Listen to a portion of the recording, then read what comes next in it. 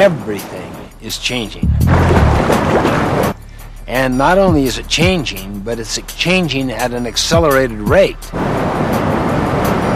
You have the challenge here, and then you have the response that's equal to it. That equals success. But then you have a new challenge up here.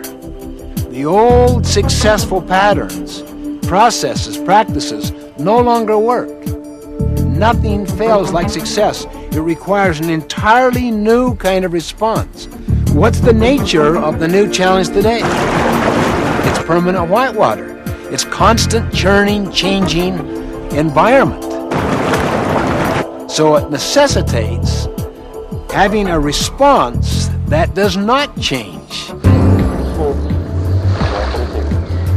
I love the analogy of a rowing crew on a beautiful lake that's quiet and placid to illustrate the difference between the nature of the leadership required today compared to the leadership that is required in the past. I mean, in the rowing crew, in a sense, the coxswain would sit in the back of the boat and essentially give out the orders, and the people would adapt, and he would adjust.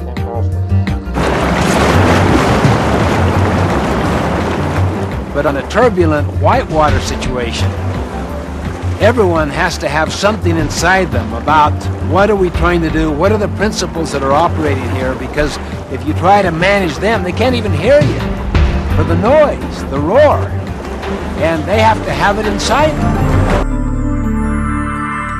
I suggest there are only 3 constants. 1 is change.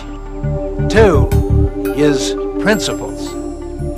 And 3, choice, the power that you and I have to adapt to the other 2 constants.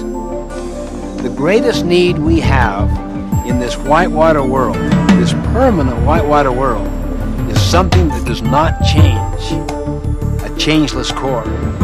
If people have principles at their center so that it's a changeless core, it gives them the capacity to deal with the dynamic changes that surround them. That's the whole concept of the nature of leadership today, is that the more you can get people committed to a common vision, a common purpose, and a common set of principles, and they already have it inside them, then the leadership work has been done.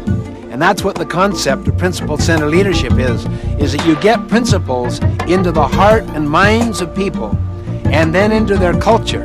Then that begins to permeate and affect all other relationships. That's what has permanent strength and viability, so that it gives people at the center of an organization and in the center of their hearts and souls a sense of direction.